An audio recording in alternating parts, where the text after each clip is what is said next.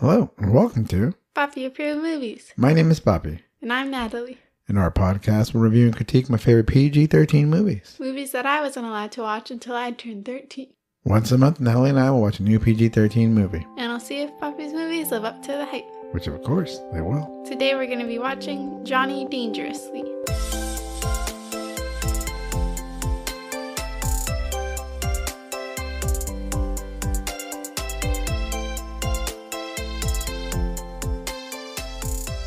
Before we begin, there will be spoilers. If you haven't seen the movie and don't want it to be spoiled, press pause and come back when you're finished. Now, Papi, tell me the deets on this movie. Okay. Hey, Natalie, how you doing? Hello. How's it going? Well, I haven't taken my afternoon nap yet. Afternoon nap. Well, that's too bad. Johnny Dangerously came out in 1984 with a runtime of 1 hour and 30 minutes. It's not streaming anywhere. We had to borrow a VHS tape from your Uncle Isa. It's written by Norman Steinberg, Bernie Kukoff, and Harry Colomby, and directed by Amy Heckerling. They're all weird names. It is. Amy Heckerling directed 2 other Papi-approved movies, Look Who's Talking and Clueless. Main stars are Michael Keaton, Joe Piscopo, and Mary Lou Henner. Fun fact, this was a suggestion from your Uncle Isa. He quotes this movie often. He always has little lines here and there that comes from this movie. So what'd you think of the movie? What do you think I thought of the movie?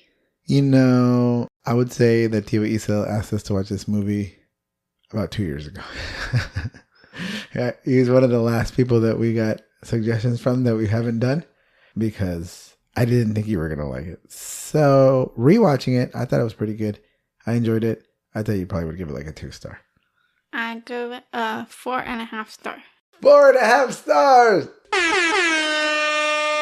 You really liked it, huh? Mm-hmm. You know, I think some silly movies try to take themselves seriously. Some movies do. And this one, you can tell it's just silly and ridiculous. Cute. Likeable. Even though they had some ridiculously inappropriate scenes. But I enjoyed it. I also thought it was similar to the movie Big Fish. Okay. Why? So in Big Fish, they have a storyteller. Mm-hmm. So I guess non-linear storyline. Where they have like a flashback. Yeah, where the whole movie's a flashback. And also just because everything that happens is kind of wild and unbelievable. And then it takes you back to a more normal present. Yeah, I get it. Because it's more like him looking back as a kid. And it's a little bit of a, he's talking to a kid about something. So a little Big Fish-ish in that area. We never did watch Big Fish because you saw it at school, right? Yeah.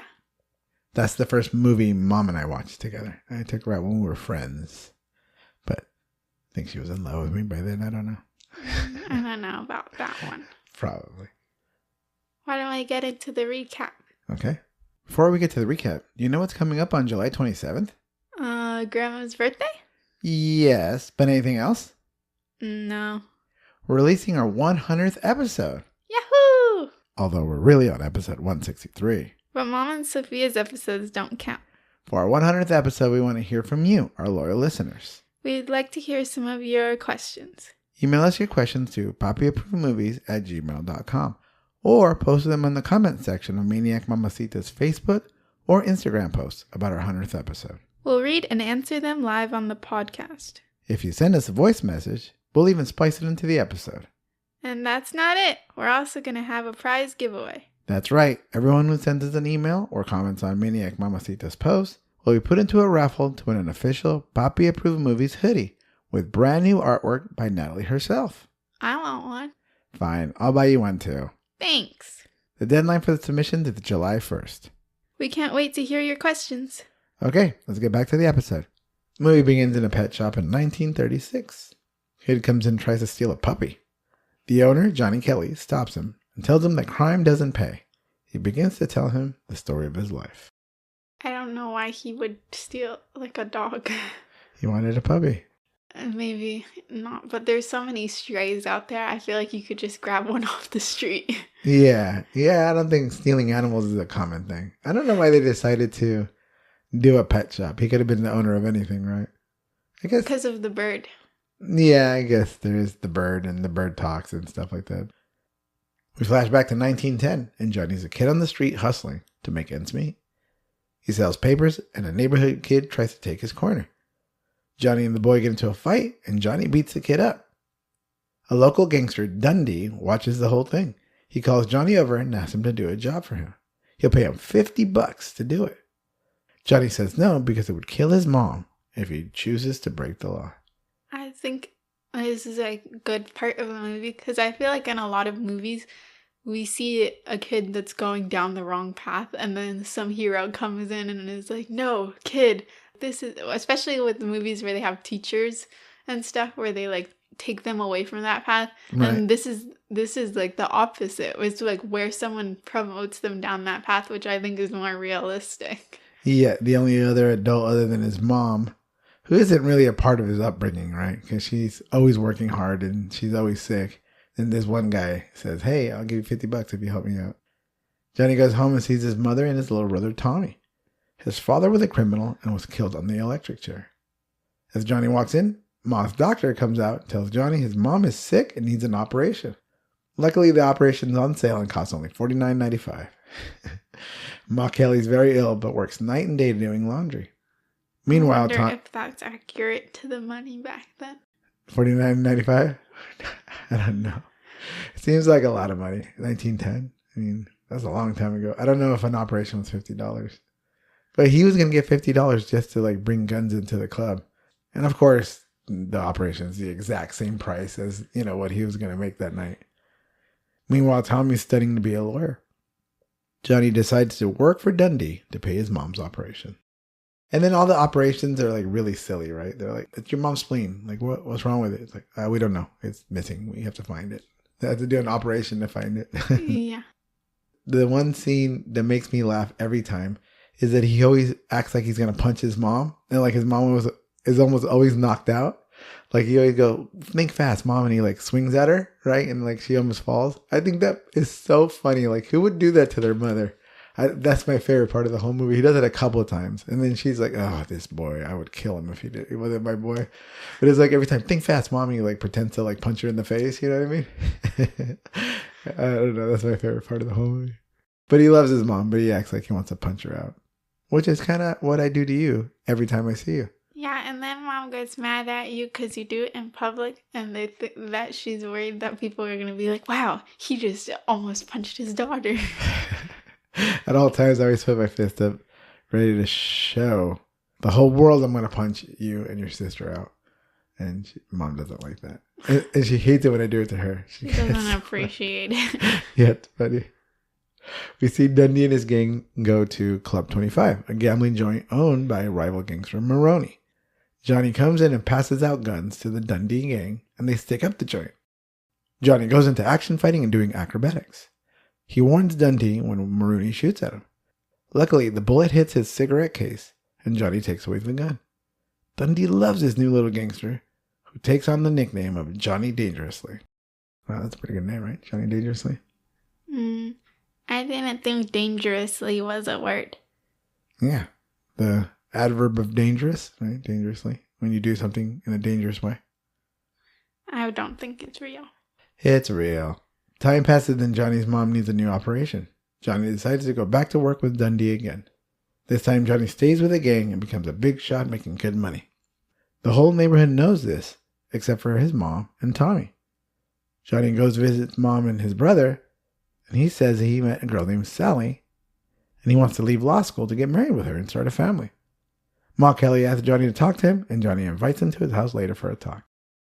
What I'm confused is why they couldn't get married and him still be in college. Yeah. I mean, I guess once he gets married with her, then she would come live with him, and then he would have to take care of her. So he didn't have the money for that, so he had to get a job immediately. Oh, I guess so. So that's the only thing. Because right now, Johnny's paying for everything. Johnny paid for the house. Johnny's paying for operations. He's paying for college. And I guess if he gets married, then... I mean, Johnny would still pay for it. Yeah. Yeah, he'd be like, don't worry about it. I'll get you guys your own house. Because Johnny's rich. He has a mansion. I don't understand. I guess this is just from the perspective of this generation where I'd be like, why does he not need to go to school? Like, but I guess I didn't think about like women didn't really work. At Johnny's club, he meets Lil Sheridan, a new singer, and he falls head over heels. He tries to hit on her, but she plays hard to get. something he isn't used to, being a big shot. He goes into Dundee's office and meets Vermin, a new gangster Dundee hired. Then Maroney sends in a robot to shoot up the place. Luckily, everyone survives. Johnny retaliates with a bomb dropped from an airplane, and a gang war begins. That's the other thing. It's kind of so silly because they drop a bomb on him, he survives. Later on, there's a toilet bomb. They survive. The machine gun shoots everybody. They all survive. Like, no one dies, except for the one guy who dies from smoking cigarettes. He just dies in the middle of the movie because he smoked cigarettes. And so, like, it's kind of innocent, and even in this ridiculousness. I do think the animatronic's pretty scary, though. It was off-putting to me for some reason. Like, just its face. Yeah, well, I mean, the guy's face was really weird. The way they had him do this makeup and stuff, the Maroney character. I don't know. It was just the way that he was, like, a full-body animatronic. Mm-hmm. Like, they've specifically had to have, like, a man shooting everyone instead of just being, like... It was him, though. I know, but it was, like, why would they have an animatronic of Maroney shooting them? Like, why couldn't it have just been, like, a normal shooter thing or a normal bomb? Like, it was just felt off-putting to me. You know, when Maroney talks, he curses. But his accent is so bad that the words he says... So thick. Yeah, no, I mean, it's not even real. Who knows what kind of accent it is? And he's from Sweden, right? That's what we figure out, because he gets deported later. That he says all the F words and the B words and the C word. He says all the bad words. But he has an accent, so he says, like, instead of the A word, he says ice. Or instead of the F word, he says arg or something like that. But he curses the whole movie, and it's still PG-13. So it's like, if you're able to say the word, but you pronounce it incorrectly, you can actually curse all you want on these movies. There's no hiding it. It's like a loophole. Yeah, it's like a loophole. And so you're like, no, the guy is cursing. And he said some real dirty things, but it doesn't get flagged as bad because it's silly the way he's saying it. So Tommy comes over to Johnny's house later that night, and it's full of scantily clad women. Tommy admits that the reason he wants to leave law school is to hook up with Sally. Johnny shows him a video about what happens if you're too intimate too soon, and it changes Tommy's mind and re-enrolls into law school. I would say I don't think I've seen so many PG-13 movies with you that I've been uncomfortable with. That scene made me uncomfortable. I was uncomfortable too. It was a picture of walking testicles, and which to me was super inappropriate. It was very awkward and dirty and funny, but at the same time, like, whoa. Like, it's a kid's movie, kind of, because it's so silly. It is PG-13, but... It was just kind of didn't really fit in. Yeah. That scene was kind of like, out of nowhere. It took you out of the movie, for sure. Well, it was like an animation. Yeah. In the middle of the movie that took over the movie. He had that video lined up to show his brother. So, and his brother went, "You're right, Johnny. I give up. I will never do that. I want to go ahead and... immediately go back to law school." But this is the time period. They wouldn't have sex without getting married. You know, I mean, I guess that's kind of the story. I would say that's also another thing that is not really made today. Like, that wouldn't really be a point of conflict. No, you're right. It wouldn't, because they would do it now or they, I mean, even move in together, have kids together. Like, being married isn't the necessity for all those things anymore. Yeah. I guess also the connection between being married and having kids might be why he doesn't want, like, why he can't go to continue law school, because kids are expensive. So I guess when he thinks, oh, we're getting married, it's not just, oh, I'm going to be married to this woman. It's like, oh, I'm starting a family. Oh, yeah, 100%. Well, I mean, he has to be responsible for everything. He has to live on his own. He can't live at his mom's house anymore. Dundee's getting older, and he announces that Johnny will be his successor. That night, little Sheridan does a song and dance, and Johnny is in love. He walks her home, and they talk all night. Later, they hook up. Inappropriate! They're not married. They're not married. It's true, huh? Well, Johnny's dangerously, right? You don't care about that. Tommy, on the other hand, he doesn't follow the law. He doesn't follow. Yeah, it must have been a law back then. Time passes, and Johnny and Lil are still together. The gang war is crazy out there. Dundee barely survives a toilet bombing and retires, making Johnny the boss. Tommy graduates from law school and vows to stop crime and go after Kingpin Johnny Dangerously, not knowing that's his brother. You know, everyone in the in his hometown knows that he's Johnny Dangerously. Yeah. So I don't know how it skipped his mom and brother. That's kind of a whole plot hole. No, there's a scene where he's like, everybody, remember, don't say anything to my mom and brother. So they were all in on it. Like even the Pope knew. That's right. Dom DeLuise. That's right. He was the Pope and he was trying to steal money off of Johnny. Like, he gave him a bunch of money, right? But it would have been funny if it was kind of like a mask, like a Superman situation where it's just like, oh, how could that be him? He looks different. But they didn't really explain it like that. It was just like, oh, they don't know. They just don't know. He did tell everybody to keep it quiet. My mom and brother don't know. So there is that scene where they do that. I think that's just the silliness of it as opposed to a plot hole. It would have been funnier if he put glasses on. And like when he's Johnny Kelly, he has glasses on him. You know what I mean? So like a Superman situation. But I don't know. I think it's just silly because everybody knew except for them. I can't help but wonder why. Why don't they know? Because everybody was keeping the secret. It's good neighborhood. Anyways, Tommy vows to go after Johnny dangerously, and Johnny tries to go legit. But he can't because his mom needs another new operation. I don't see why he just like sells some stuff. Yeah, just sell the house. Tommy becomes the assistant district attorney and starts fighting crime immediately. He busts Maroney and deports him. His next mark is Johnny Dangerously. His boss, the DA, who works for Johnny, does his best to slow Tommy down, but Tommy is determined and cannot be stopped. The DA tries to bribe Tommy, and Tommy isn't having it. Vermin suggests killing Tommy, and Johnny tells him no. Then Vermin gets the DA to cut Tommy's brakes. Tommy crashes his car but survives. Johnny finds out and kills the DA with the use of a red jacket and a bull. And I guess there is one killing in the movie, Yeah. and it's when he kills the DA. Johnny's stressed and upset. Lil tries to convince him to start a family and leave the life of crime. Later, they go to Tommy and Sally's wedding. Vermin spots them and notices Johnny and Tommy hugging. He finds out they're brothers. As Vermin leaves, he mentions it to the henchman, and Tommy overhears that his brother is Johnny Dangerously. Tommy confronts Johnny and they decide to fight. The winner gives up the life they have. Johnny throws the fight and tells Tommy he's going legit and turns himself in the next day. I don't understand what that means. So he turns himself in. Like, was he ready to go to jail? Yeah, I think so.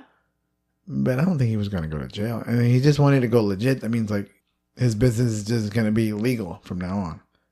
He was already trying to close down his business. He did, but he needed the money. But now that Tommy found out, he has to now, right? Otherwise, Tommy wasn't going to arrest him anymore. He was just going to turn in the information and that's it. He's just going to go to jail. I don't think he wanted to go to jail.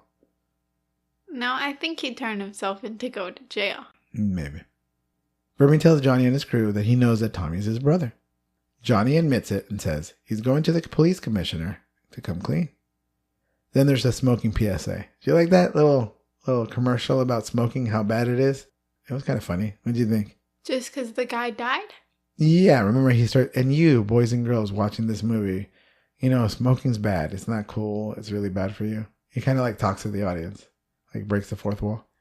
I didn't think that he was talking to the audience. I thought that he was talking to the kid. The kid that he was telling the story to. It could have been, right, at that point. It would have been better if they would have showed the kid at that point. But I thought he was talking to us. Like, he was breaking the fourth wall, like saying, hey, smoking's bad, boys and girls. Well, I guess in essence we are supposed to be the little boy. Yeah, that's true.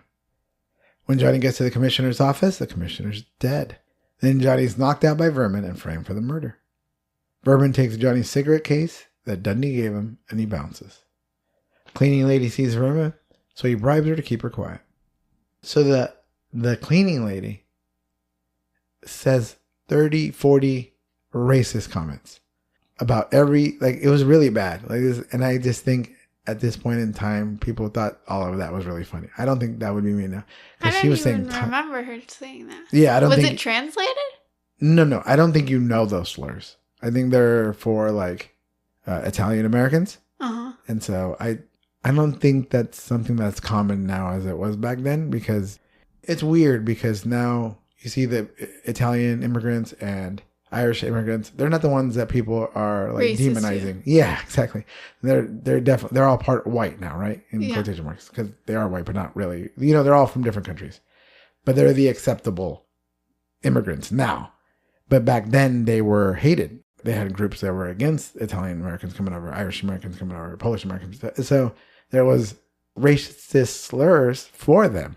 I don't think they would have hit you the same way. I don't think you would have noticed because you didn't. I didn't notice. Yeah, I did. And she's like, whoa, take it easy, lady. Like she was throwing out some serious barbs out. And I was like, wait, she was just talking to herself? No, she was yelling at them. Oh. Yeah. And so, but then when she took the money, then she kept quiet. The next day, Johnny's arrested. Tommy's so disappointed in him. Johnny says it was a setup and realizes his cigarette case is missing. He says whoever has the case is the real killer. At trial, Johnny loses and goes to jail. Vermin gloats and Ma Kelly needs him in the gonads.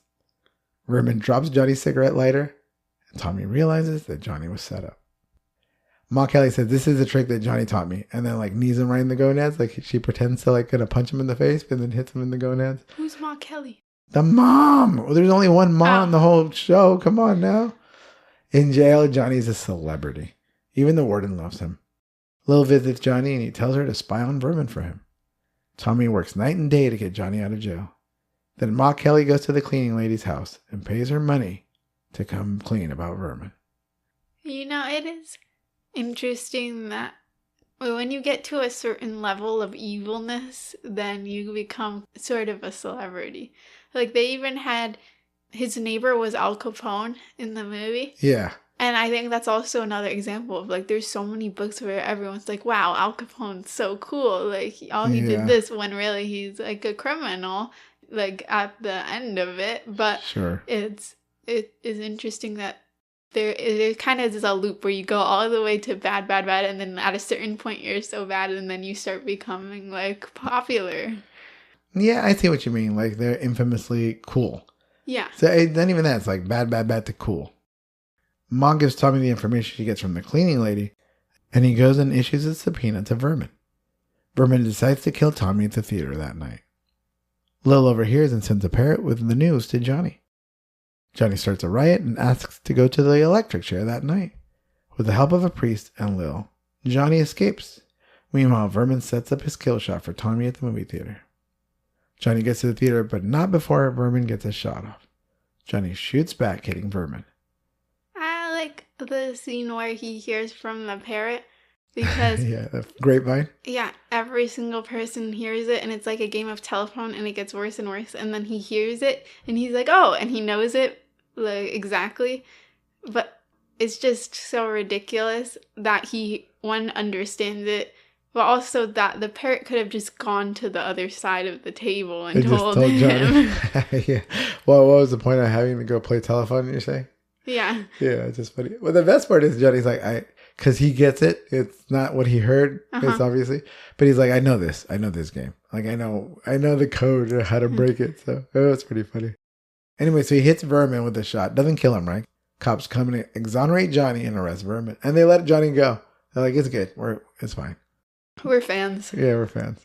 Tommy survives because he was wearing the cigarette case. Johnny and Lil decide to start a family together. We go back to the present day and Johnny tells the kid that crime doesn't pay. Lets him go with a kitty. Johnny closes the shop and takes off in his fancy car wearing a tux. The end. And he says, well, crime pays a little. Because he still has all the money. Yeah, he still has all the money, right?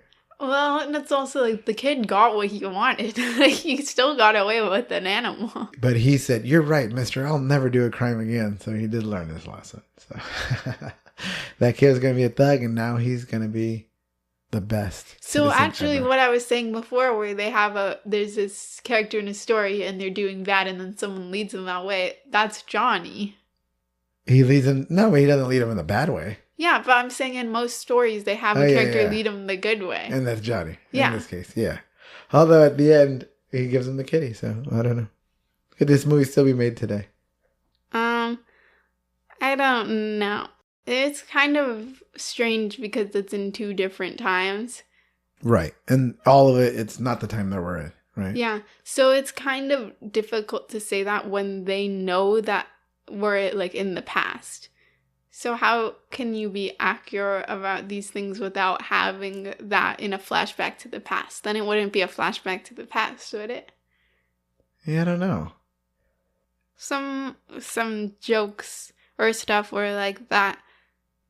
Obviously, just the stuff with Tommy and Sally was kind of odd. It wouldn't be made today. Yeah. And also they say stuff like, Sally's my girl, she belongs in the house.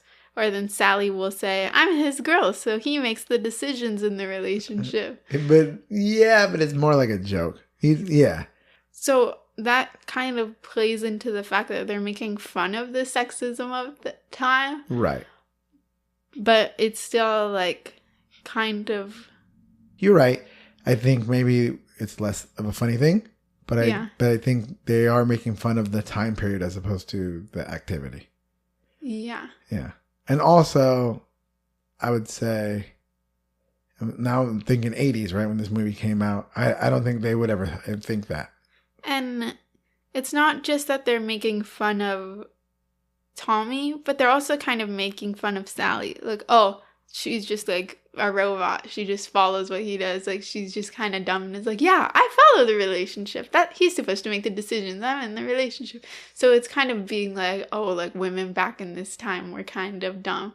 Yeah, I get it. So they're definitely making fun of the sexism, but it's kind of sexist in its own way by saying like, oh, women back then were dumb. It's just that it weren't that they were less intelligent. It's just they had less opportunity.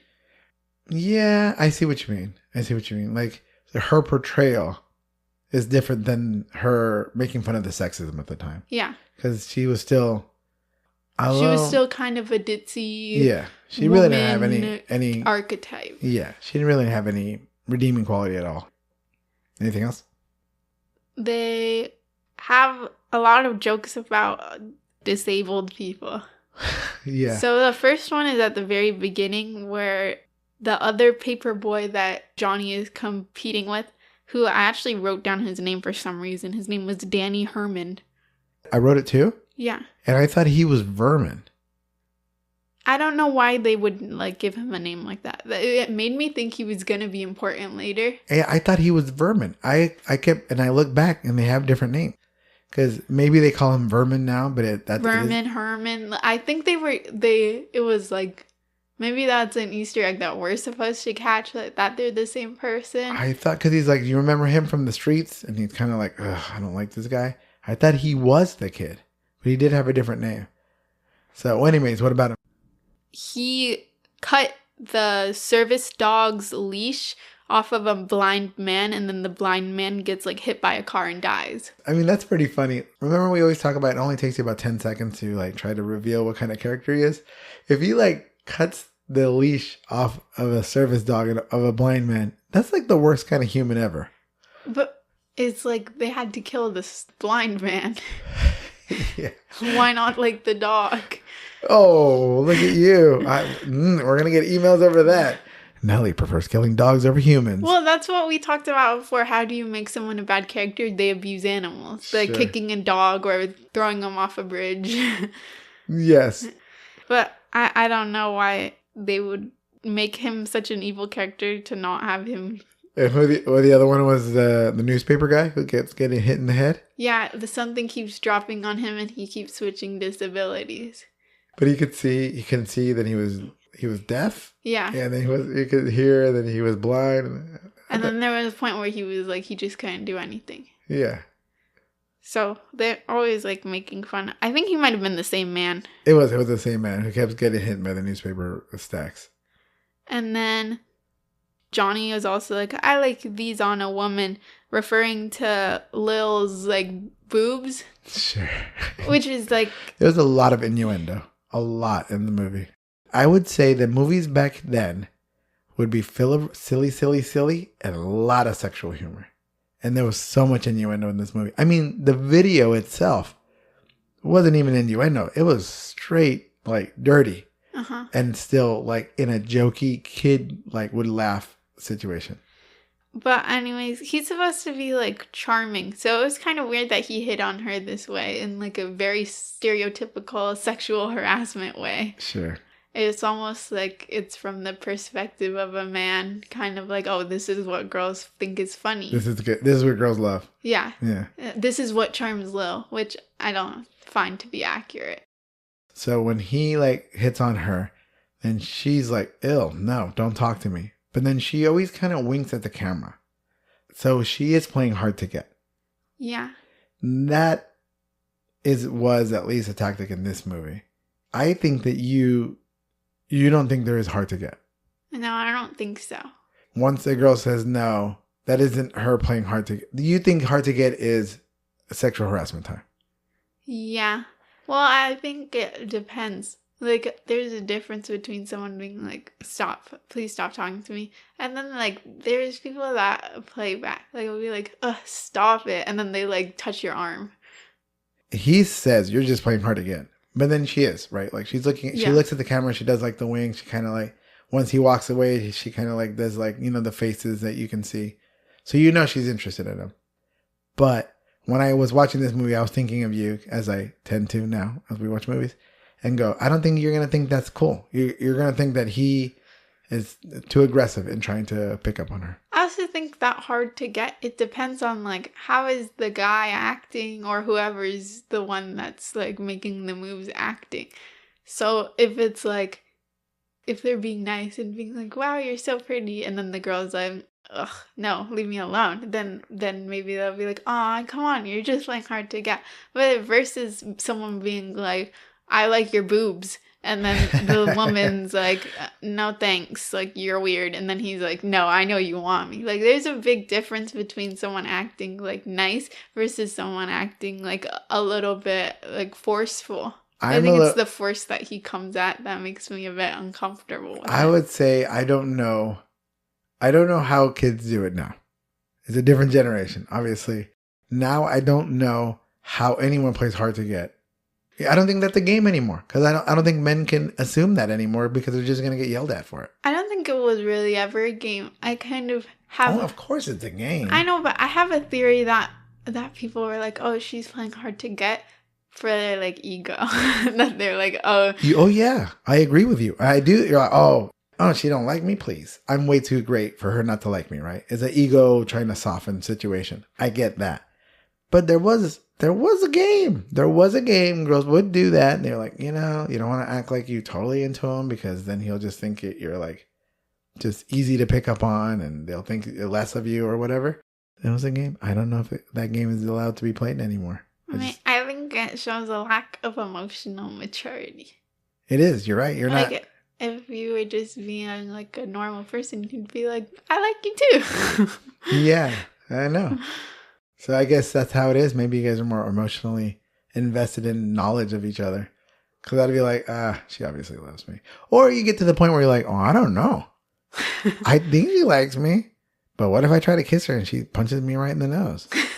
Right? What do I do? Like, hey, is it okay if I give you a smooch? I don't know. I don't know how you guys do it. And you will find out. I will not, because I am married to your mother. So I don't have to worry about it anymore. I think that no one would want to say they played hard to get.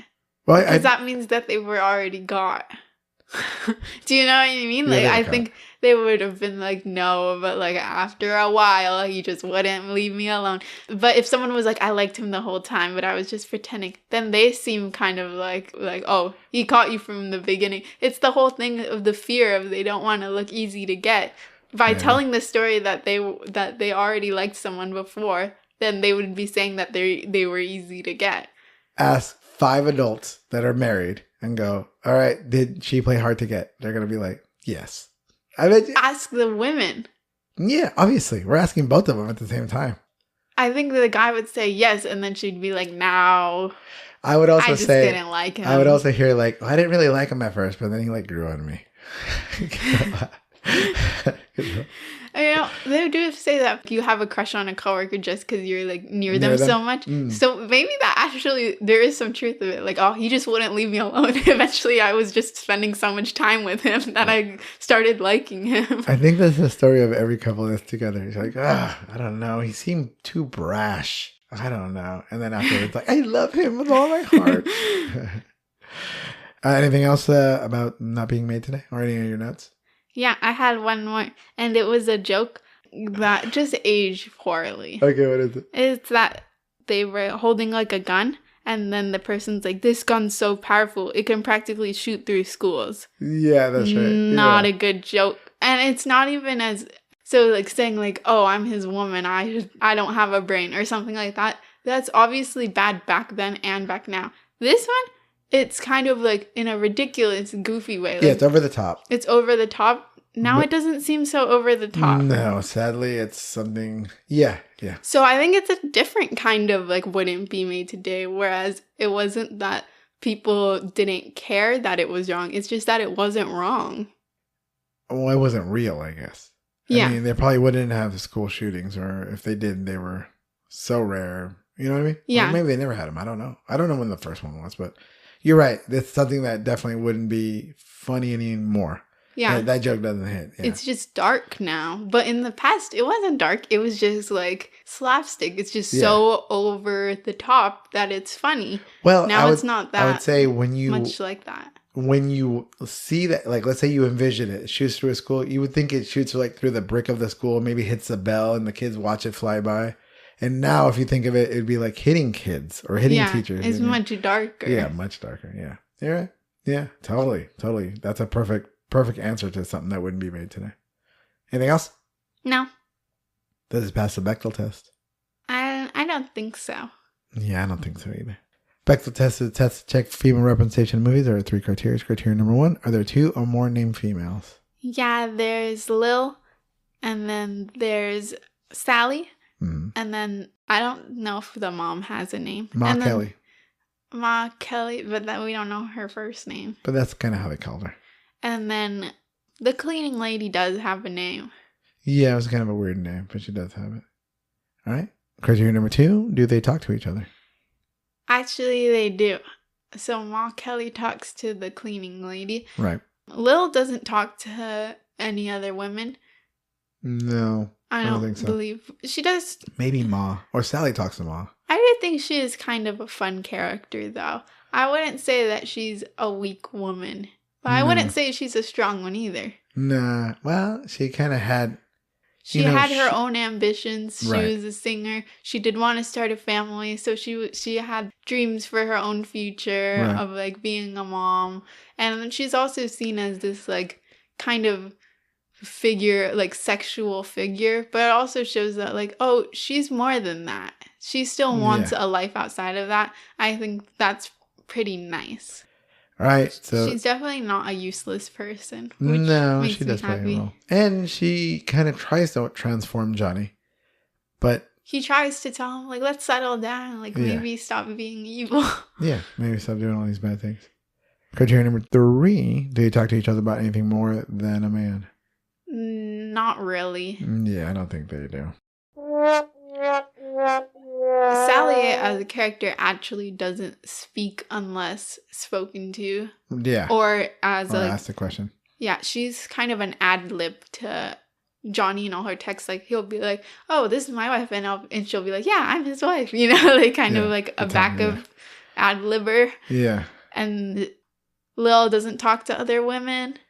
Ma Kelly does talk to the woman and is Cleaning like, lady. "How much can I bet you?" But it's talking about like the villain. Yeah. Like, "Oh, I know you saw him. How much to pay for you to squeal?" kind of thing. Yeah, it was to move the plot along for the men, not necessarily to each other. Yeah, so they don't really talking about anything other than a man. You know, when you do the Bechdel test and you have so many movies past the first and the second, you realize that the conversations are always surrounded about the protagonist, which is usually a man.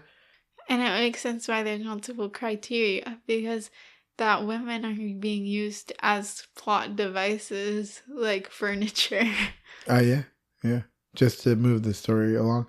I would say that the cleaning woman had as much significance as the cigar case.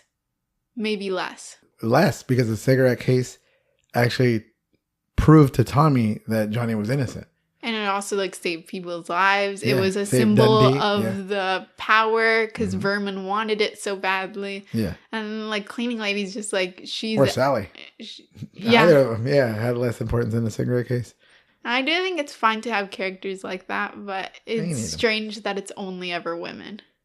Yeah. I mean, you have like the Pope, but like he'll come in for one scene and he's just greedy, right? Just Right, to there's a prove his difference between greediness. like extras and characters. Yeah. Is the I mean, Pope but a you don't- character or is he an extra, you know? I mean, Sally's a character. but really, she's like an extra, right? She's so underdeveloped that she is kind of like an extra. Although she has a name and she has a scene and she's in more than one scene, so I guess that means she's a character. But I'm thinking about like days they have to pay them. yeah, probably, or yeah, where they go in the byline of the credits. I don't know. All right, anything else before we finish the pod? No. Thank you for tuning into Papi Approved Movies. If you like this episode, make sure to subscribe, rate, and review on your favorite podcast app or like our podcast on YouTube. If you watched till the end of today's episode, comment down below a cat emoji because the boy got his cat. We put out an episode twice a month. If you want to see extra podcast content, follow our TikTok at Papi Approved Movies. If you want to suggest a movie for us to watch and critique, Email us at papiapprovedmovies@gmail.com. that's papiapprovedmovies@gmail.com. No spaces, no caps. We'll try our best to get to your suggestions. And remember, it has to be PG-13. I'm Papi. And I'm Natalie. See you next time. Bye!